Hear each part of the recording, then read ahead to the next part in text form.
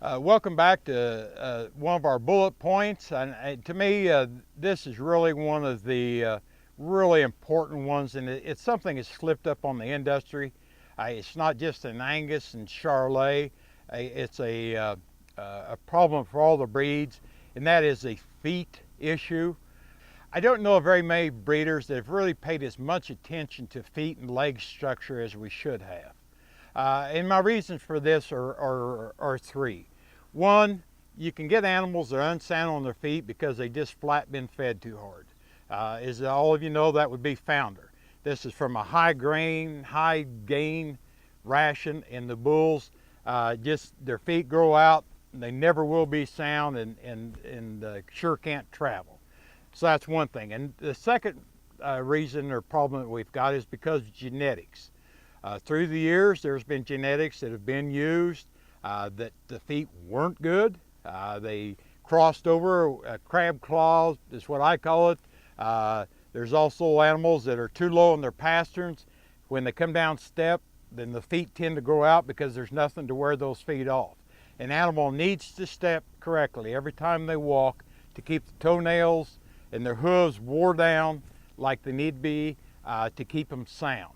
So overfeeding, genetics, and then a problem that I struggle with is we add more and more performance to cattle today and have in the last 20 years. And I'm a total believer we need to keep increasing the profitability of our operations. But the problem I have, or the question I have, is as we have increased pounds and pounds and pounds, this animal body is still sitting on this same size foot. And in many cases, the foot has actually gotten smaller because with the increase for more pounds and more gain and everything, we've also, in many breeds, pushed for lighter birth weight and lighter birth weight. Well, both things are good, but I have a real concern at what point that an animal can stand on a smaller foot, smaller bone, and we keep adding that 100 or 500 or 1,000 pounds of weight on top of that same foot. Because what will happen at some point in time, unless that foot is absolutely perfect, when it hits the ground, the animal stands, then we're going to start seeing this. The animal's going to start buckling out on their feet. They're going to start being splay-footed like this. They're going to be toeing in, and then that's when these toes get to growing and some things like that. So this is a real question I have in our industry. At what point can we continue to push performance and still keep feet sound? I don't know of very many cows that get bred out in the pasture if the bull's laying underneath a tree or by the pond because he can't get up and move because his feet are all messed up.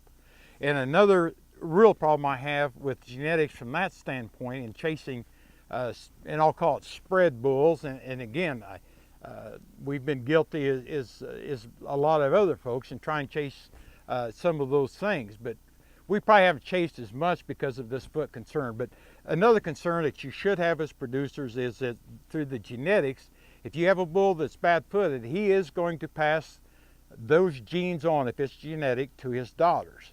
And then within time, when your cows get to be 4, 5, 6, 7 years old, or maybe sooner, and not all of them, but there's going to be a portion that carries his genetic problem, and then those cows are going to go bad on you. So we really have, at Fink Beef Genetics, we have a lot of concern on the foot size, the foot issue. You get a great big foot, then you get big bone, then you get calving trouble. So there's no easy way out. I don't have the answer, but that's some of the things we try to balance here.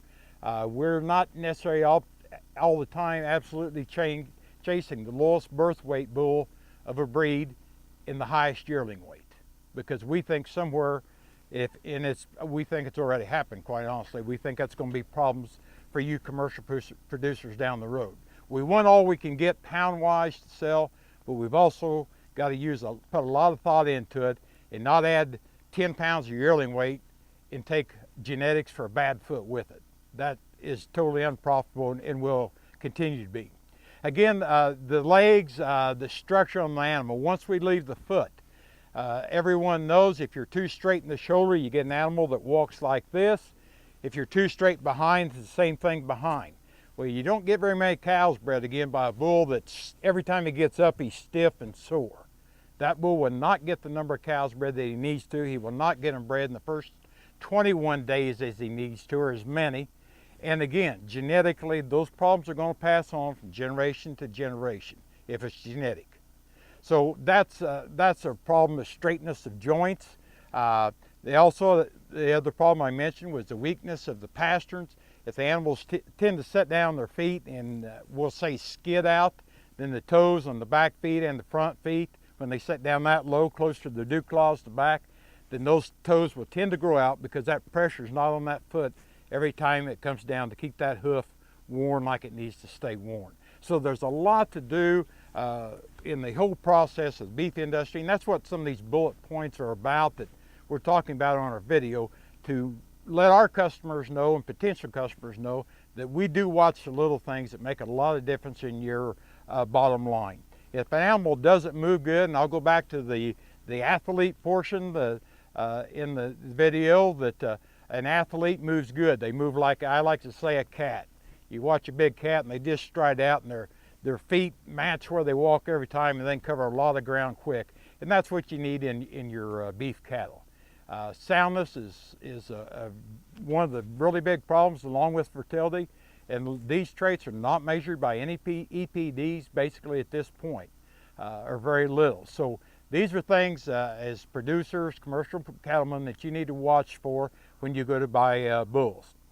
Crippled genetics do breed on, unless it's from founder, which is too much gain, and then again, somewhere along the line, the foot size and mature weights all will come into a balance, and we will continue to see foot problems, I'm predicting, in the future, simply because we've had so much weight to finish steers, and then that comes back to the cows and the bulls, that we may have some problems down the road. But at Fink Beef Genetics, we try to watch feet extremely close. We learned this many years ago. We will not use a bull that we know has foot problems or passes anything on. We stay completely away from those genetics and try to keep our cattle very, very sound for your customers. For more information on the Fink Beef Genetics program, please feel free to keep visiting our website and read about some of our history and the current things we are doing.